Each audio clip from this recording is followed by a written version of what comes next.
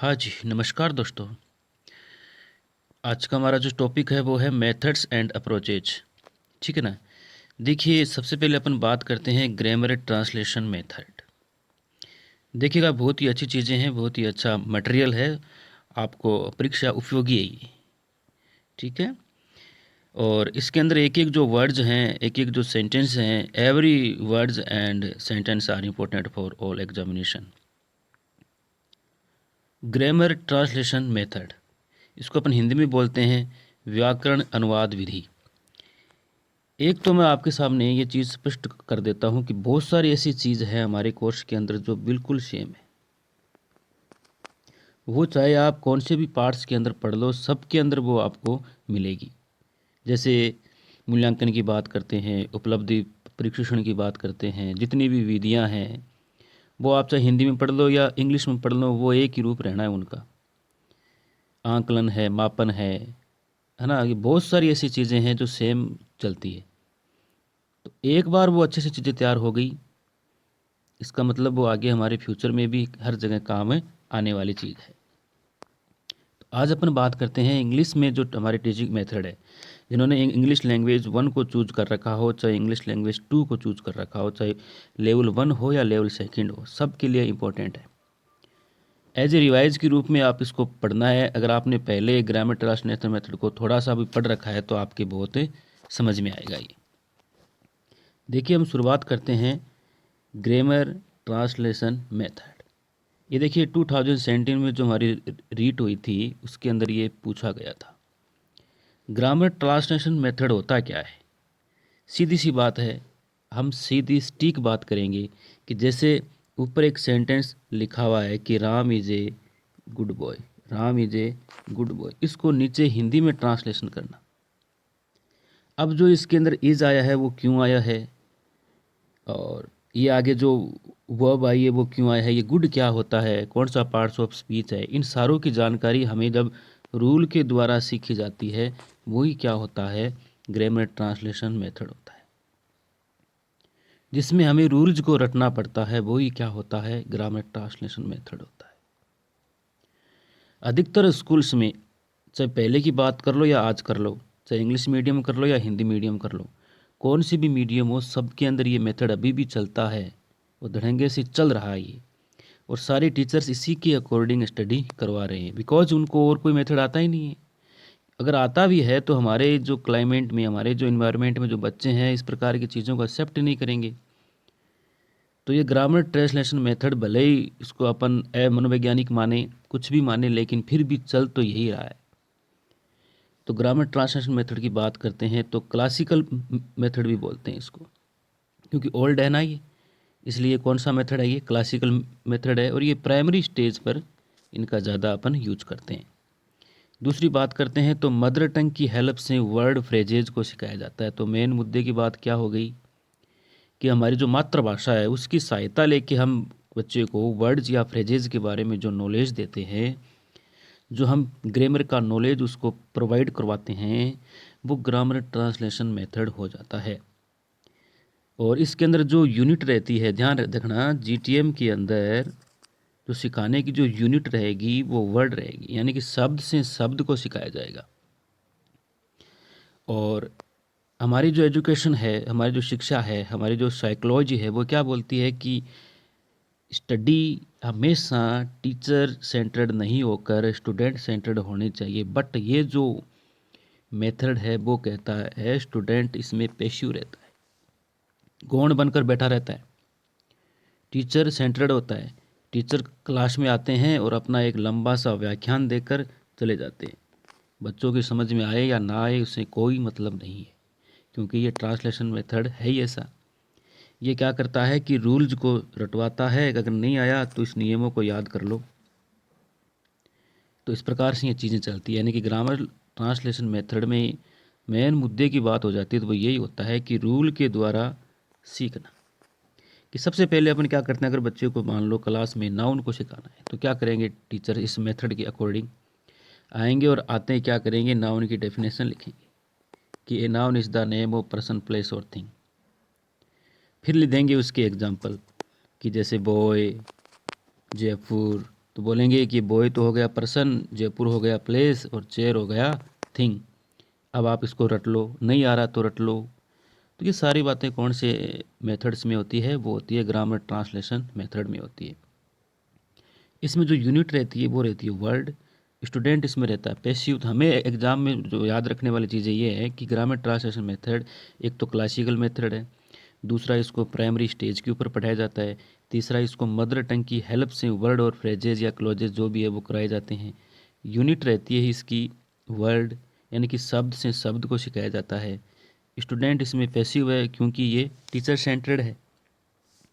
इसका जो मैगजिम है, जो पढ़ाने का सूत्र है, जो टीचिंग मैगजिम, वो नॉन टू अननोन होता है। सबसे पहले वो बातें बताई जाएगी हमें जिसको अपन जानते हैं, फिर धीरे धीरे क्या करेंगे, इसको अज्ञात की ओर ले जाएंगे। फिर लिखा हुआ इंपॉर्टेंट इसमें क्या, एक्यूरेंसी। देखिए देखिए कोई भी चीज़ हो जिसके नुकसान होते हैं तो फायदे भी होते हैं।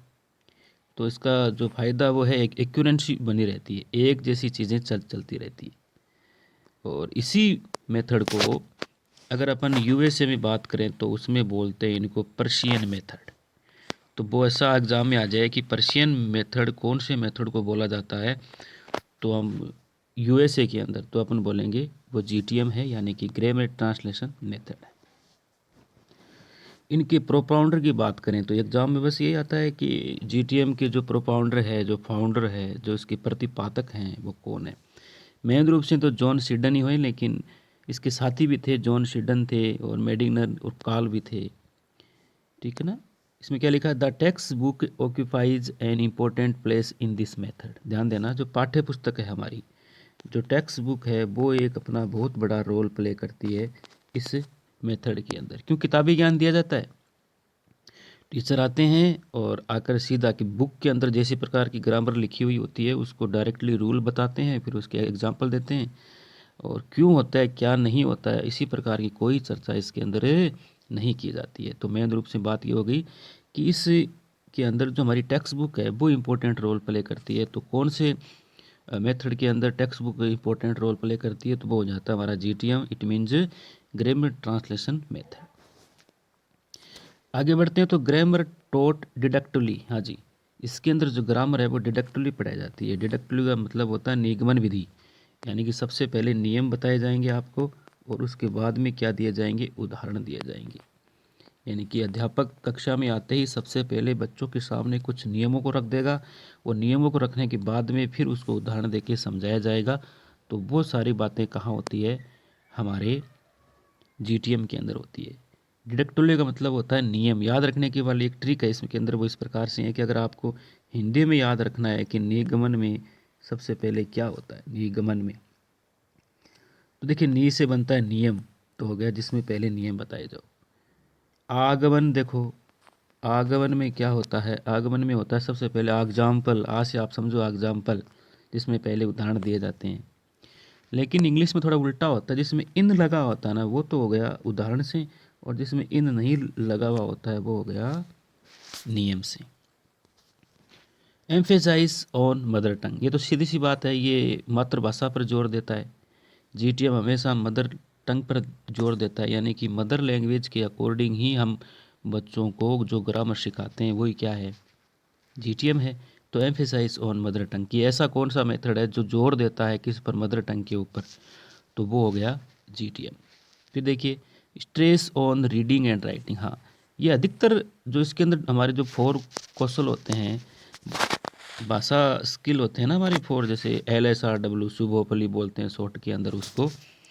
तो वो जो चीज़ हो गई उसके अंदर, जैसे मान लो कि सबसे पहले हम लिसनिंग करते हैं, फिर सुनते हैं, है ना, फिर अपन रीडिंग करते हैं, फिर राइटिंग करते हैं। लेकिन इसमें सिर्फ हमारे जो 2 कौशलों का विकास होता है, स्किल का होता है, R और W का। ठीक, तो R और W यानी कि रीडिंग एंड राइटिंग पे ज़्यादा जोर दिया जाता है, ज़्यादा फोकस किया जाता है, तो वो कौन सा होता है, जीटीएम होता है। दूसरा इसके देखिए कुछ सरनेम है, जैसे इसको अपन ओल्ड फैशनड बोलते हैं, जैसे हॉर्स एंड बगी मेथड भी इसको बोल देते हैं। ग्रामर में क्या होता है, अनुवाद करते हैं अपन, एंड डिक्शनरी थंबलिंग भी इसको बोल सकते हैं। Oldest method came in India with British, ये कहाँ कैसे आया था, इनका जो आने का तरीका ये होता है कि जैसे हमारे यहाँ ब्रिटिश शासन हुआ था, उस टाइम जब ब्रिटिश यहाँ आए थे, वो अपने साथ में क्या लाए थे, इस जीटीएम को लाए थे। उन्होंने यहाँ आके इंडिया में इस प्रकार का चीज़ें लागू की। तो ये ओल्डेस्ट मेथड है और came in India with British लोगों के द्वारा ये लाया गया। मेन रूप से इसका कौन है, ये MEDIGNER क्या होता है, मेडिंगर जो है इसके सबसे इम्पोर्टेंट प्रोपाउंडर मानते हैं। पे ऊपर हमने बात ही कर ली थी, ये टीचर सेंटर्ड है, यानी कि टीचर ओरिएंटेड मेथड है। इसमें टीचर ही सब सर्वा सर्वे होता है, सब कुछ होता है। टीचर जिसने जैसा नियम बता दिया वो बच्चे को स्वीकार करना पड़ता है और बच्चे को उसी के अकॉर्डिंग ग्रामर के रूल तैयार करके पढ़े पर जोर दिया जाता है। ठीक है। फिर प्रोनाउंसिएशन, इसका देखिए, जो प्रोनाउंसिएशन रिसीव्स लिटिल अटेंशन, उच्चारण पर बहुत ही कम ध्यान दिया जाता है इसमें। प्रोनाउंसिएशन कैसा भी हो चलेगा, लेकिन ग्रामर के रूल आपको अच्छे से याद होने चाहिए। ग्रामर के रूल आपको अच्छे से याद है तो आपको मतलब ग्रामर आती है। ये मेथड सिर्फ इतना ही कहता है, प्रोनाउंसिएशन कैसा है don't care, but rule is compulsory you learn it. लेकिन रूल आपके क्या होने चाहिए, बिल्कुल अच्छे से याद होने चाहिए। ये बात हमें कौन कहता है, ये बात कहता है हमें GTM। ठीक है,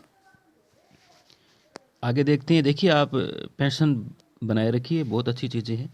एग्ज़ाम में अक्सर सीधी डायरेक्टली यहाँ से उठती है, और उठा हुआ है यार, उठती क्या है। जैसे देखिए, ये सबसे पहले वर्ड पढ़ाएंगे, फिर अपन फ्रेज पढ़ाएंगे, फिर देखिए सेंटेंस होगा। तो ये वर्ड, फ्रेज और सेंटेंस वैसे बार चलेगा। ये कैसे होती है, सबसे पहले अपने बात कर ली कि इन क्या होता है, IN से बनकर इन एक वर्ड बन गया। दा क्या होता है, दा से एक वर्ड बन गया, इन द स्काई। अब ये एक क्या हो गई, फ्रेज हो गई। अब इसी फ्रेज को अपन सेंटेंस में डाल देंगे कि birds fly in the sky. तो जिससे किससे चला, ये वर्ड से चला, वर्ड, फ्रेज, सेंटेंस। इस प्रकार से इसका सीक्वेंस होता है।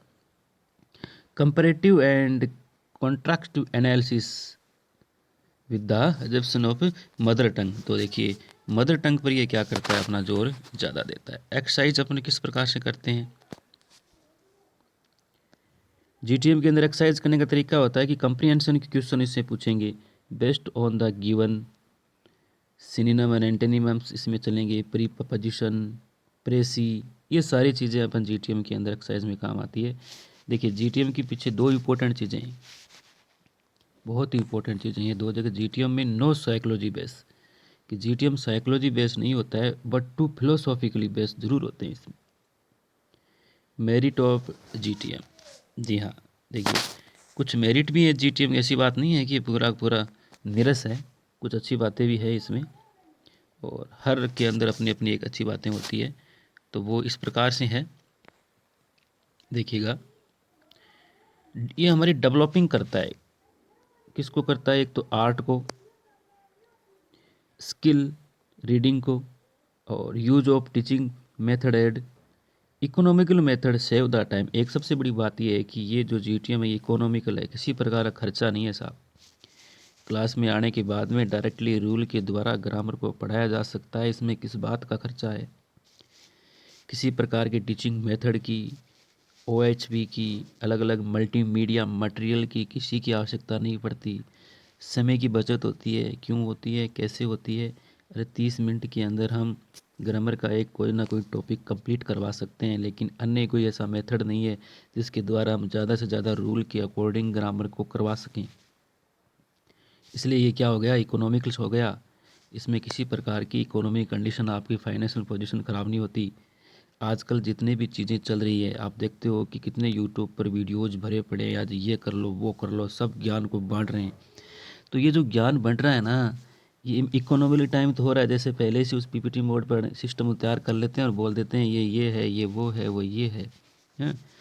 बताना है बस खड़े हो के आपको। जैसे आप बता दो कि ये आम का पेड़ है, ये बनाना का पेड़ है, ये दीवार ऊंची है, ये दीवार छोटी है। प्रत्यक्ष रूप से चीज़ों को आप देख रहे हो, देख कर बोल रहे हो, इसमें कौन सा विद्वान होने की बात होगी, लेकिन चलता है दुनिया में। देखिए, इसमें क्या होता है कि इकोनॉमिकली जो मेथड है ये सेव द टाइम को बचाते हैं। फॉरेन फिलोलॉजी और मदर टंग, देखिए एक बॉन्डिंग सिस्टम तैयार होता है। जैसे हमारे थॉर्नडाइक ने किया था ना, बॉन्ड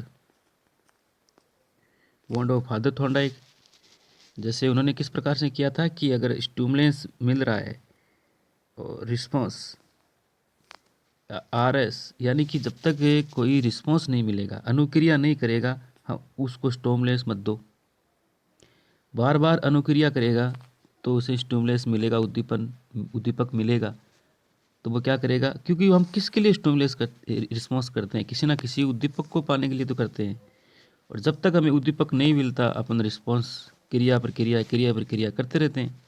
और जिस दिन हमें स्टिमुलेंस मिल जाता है हम संतुष्ट हो जाते हैं। तो इन दोनों के बीच जो बॉन्ड जो बनता है वो क्या बनता है, देखिए फॉरेन जो फिरोलॉजी होती है उसको तो जैसे न्यू आइडिया, हमारी मदर भाषा है ओल्ड आइडिया है, क्योंकि हम बचपन से सीख रहे हैं। दोनों के बीच में बॉन्ड स्टेबलाइज करते हैं, यानी कि बंध का संबंध स्थापित करता है, तो वो कौन करता है, जीटीएम करता है। एक इसकी खास बात यह है कि इसमें मेमोरी पावर क्या होता है, इम्प्रूव होती है। मेमोरी पावर बहुत ज़्यादा इम्प्रूवमेंट करती है। क्यों? क्योंकि रूल को हम पढ़ेंगे, याद करेंगे, जिससे हमारी स्मरण शक्ति बढ़ेगी। सिनोनिम रटेंगे, एंटोनिम्स करेंगे, कितने रूल्स होते हैं ग्रामर के अंदर पढ़ेंगे, बार बार उसको कंठस्थीकरण का करते रहेंगे, जैसे सूत्र विधि होती है वैसे करते करते क्या करेंगे, हमारे तो मेमोरी पावर तो होगा ही। आजकल अपने चीज़ें करते नहीं है, जिससे हमारा मेमोरी पावर क्या हो रहा है, लो हो रहा है। ये आवर क्वाड्रेंट क्लासेस के अंदर भी चल सकता है। सीधी सी बात ये है कि क्लास में चाहे 600 बच्चे हो या 700 हो, या कोई फ़र्क नहीं पड़ता, गुरुजी आगे खड़े हो जाएंगे, माइक हाथ में ले लेंगे और अपने ज्ञान को बांटना शुरू कर देंगे। बच्चे ज्ञान को ग्रहण कर रहे हैं, ले रहे हैं, कौन कितना ले रहा है डोंट केयर, लेकिन गुरुजी अपना काम करके 30 मिनट या आधे घंटे में करके चले जाते हैं। उन्हें उस चीज़ से कोई मतलब नहीं होता कि यार बच्चे ने कितना एक्सेप्ट किया है इस चीज़ों को, वो किस प्रकार से इन चीज़ों को तैयार करेगा। फुल ऑफ क्वाड्रेंट क्लासें हो चलेगा, don't worry. Thomson and Wyatt ने बोला इसके बारे में कि translation method of our carded in the first step in the process of assimilation. देखिए ये असिमुलेशन करने की पहली प्रोसेस, असिमुलेशन क्या होती है, पियाजे की थ्योरी पढ़ी होगी तो आपको पता है कि उसने दो बातें बताई थी, एक तो असिमुलेशन की और एक अकोमोडेशन। किसी ज्ञान, पूर्व ज्ञान के अंदर न्यू ज्ञान जो आसानी से फिट हो जाए वो तो असिमुलेशन, और आसानी से फिट नहीं हो, किसी प्रकार से तोड़ मरोड़ करके किसी अन्य एफर्ट लगाकर फिट करते हैं, वो क्या हो गया, अकोमोडेशन हो गया। इसके बाद में कुछ डीमेरिट देखिए। डीमेरिट तो इसमें यह है कि ये स्पीकिंग जो हमारा जो कॉम्पिटेंस होता है और उसको क्या करता नहीं करता, बोलने की इसमें आवश्यकता कम रहती है, इसलिए बुक ही सही है। मेट्रो को डेवलप यानी कि as a type of metro में डेवलप करता है बुक ही ज्ञान, यानी कि हमने पहले ही बात की थी कि टेक्स्ट बुक सेंटर्ड है, रोल द्वारा सिखाया जाता है, यानी कि रटने की प्रवृत्ति बच्चे के अंदर विकसित होती है कि कोई चीज़ नहीं आ रही तो रट लो, कॉग्निज्म हमारा ग्रोथ नहीं कर रहा तो रट लो, साइंस की थ्योरी हमें याद नहीं हो रही तो रट लो। तो रटने की थ्योरी है ना, वो इसके अंदर बहुत ज़्यादा चीज़ें की होती है।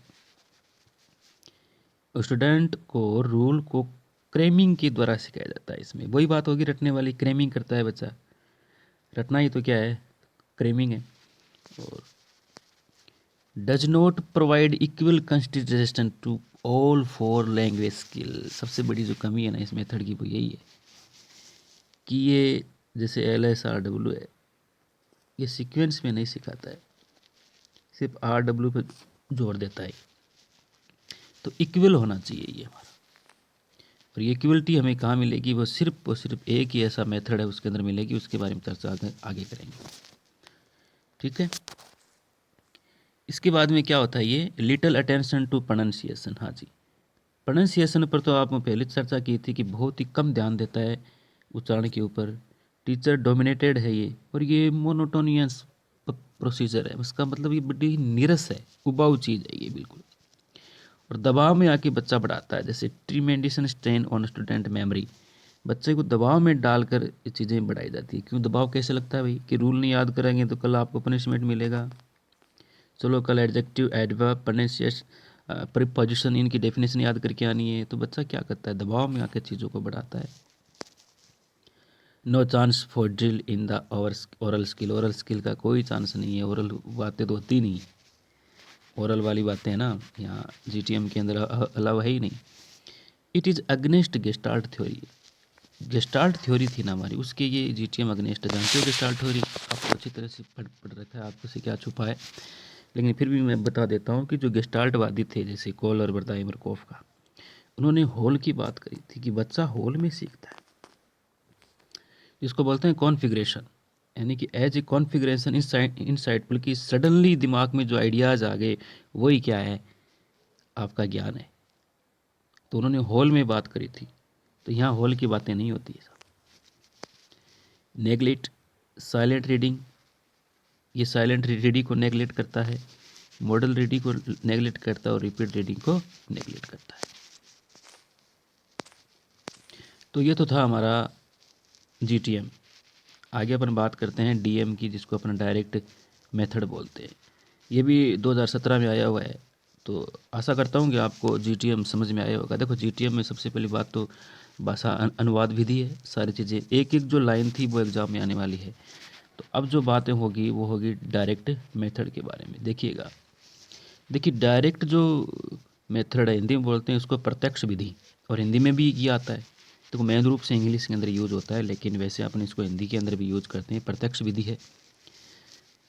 कभी कभार सीधे डायरेक्टली इसके उपनाम पूछ ले जाते हैं कि डायरेक्ट मेथड, इसको नेचुरल मेथड भी बोलते हैं, न्यू मेथड है, ये साइकोलॉजिकल मेथड है, रिफॉर्म्ड मेथड बोलते हैं, फनेटिकली मेथड बोलते हैं, फनीक बोलते हैं, एंटी ग्रामेटिकल मेथड बोलते हैं, या फिर ओरल मेथड भी बोलते हैं। तो इस प्रकार से कुछ इसके सरनेम है जो आपने देखे।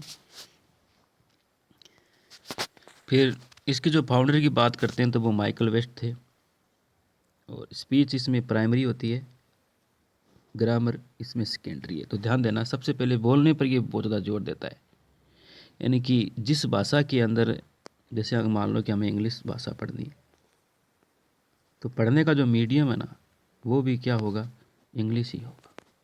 अगर हमें हिंदी सीखनी है, चाहे वो किसी भी भाषा को, तो हिंदी के द्वारा ही उनको हिंदी सीखनी पड़ेगी।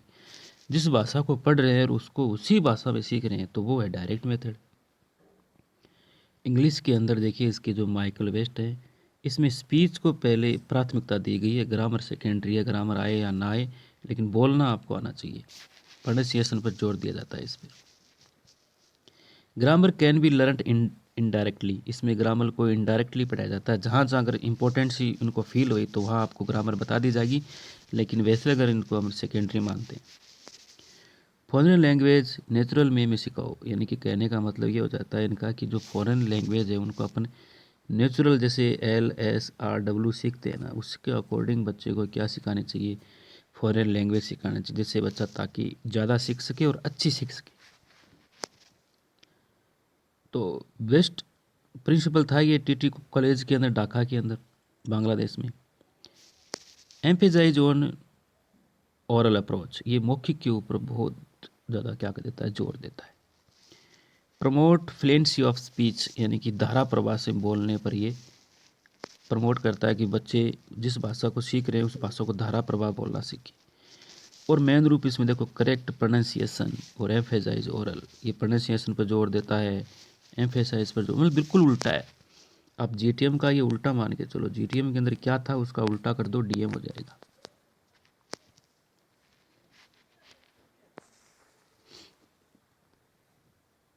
Correct pronunciation, emphasise, exclusive use of the target language. This method give intensive speech practice. देखिए इंटेंसिव क्या होता है, एक तो देखिए रीडिंग के 2 पार्ट्स होते हैं, एक्सटेंसिव एंड इंटेंसिव। इंटेंसिव वो होता है जिसको अपन डिटेल से पढ़ते हैं। Use of English meaningful situation, देखिए अब क्या होता है कि इसके अंदर अपन को जो हमारी इंग्लिश लैंग्वेज है उसको मीनिंगफुल सिचुएशन के अंदर क्या करना चाहिए, उसको यूज करना चाहिए। तो ऊपर अपन एक बार फिर से देख लेते हैं कि जो इसके अंदर करेक्ट प्रोनाउंसिएशन, एम्फेसाइज पे जोर दिया जाता है। Exclusive use of the target language, यानी कि एकमात्र टारगेट लैंग्वेज का ही यूज करना। एक्सक्लूसिव मतलब होता है एकमात्र, यानी उसी का, अगर अपन जिस टारगेट लैंग्वेज को सीखना चाहते हैं उसी टारगेट लैंग्वेज को हमें यूज करना होगा। अगर इंग्लिश सीखना है तो इंग्लिश के द्वारा ही इंग्लिश को सीखना क्या है, डायरेक्ट मेथड है, यानी कि टारगेट लैंग्वेज को ज़्यादा क्या करता है, ये एक्सक्लूसिव करता है। This method give intensive speech and practice, ये हमें क्या करेगा, दिस मेथड हमें देगा ज़्यादा इंटेंसिव स्टडी के बारे में, डिटेल से पढ़ना, स्पीच बोलने बोलने में ज़्यादा क्या करेगा, ये प्रैक्टिस करेगा। उसके बाद में अपन देखते हैं तो ये क्या करता है, लिसनिंग एंड अंडरस्टैंड यानी कि स्पीकिंग पे, सुनने पे और बोलने पे क्या इसका ज़्यादा जोर है, और जीटीएम में था लिखने और पढ़ने पे, जबकि इसका है सुनने और बोलने पे। Use of English in meaningful situation. Grammar इसके अंदर पढ़ाई जाती है इंडेक्टिव मेथड्स यानी सी एग्जाम्पल टू रूल इसके अंदर होती है, जबकि जीटीएम के अंदर क्या होती है, रूल टू एग्जाम्पल होती है। एम्पल स्कोप इसका ओरल स्कोप यानी सुनना बोलने पर आधारित होता है। ये सेंटेंस इसमें यूनिट होती है। जीटीएम में वर्ड थी लेकिन इसमें क्या है, सेंटेंस को रखा जाएगा। ठीक। Bond between word and ideas, ये वर्ड एंड आइडियाज़ के बीच में बॉन्ड को स्टेबलाइज करेगा।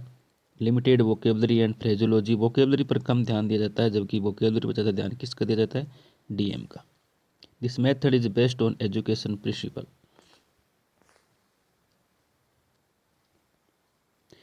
Follows the gestalt theory whole to part. देखिए जीटीएम अगेंस्ट था गेस्टाल्ट थ्योरी के, लेकिन डीएम फॉलो करता है गेस्टाल्ट थ्योरी को। ये होल टू पार्ट पढ़ाने पर जोर देते हैं।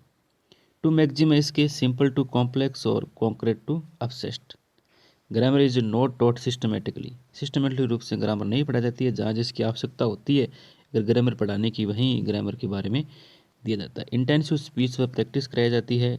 Extensive use of the new language, our expose to the complexities of the target language, all kind of sentence, negative affirmative, सारों के अंदर ये चीज़ें चलती है। ठीक। तो ये था हमारा GTM and DM. I hope आपको अच्छा लगा होगा और किताबें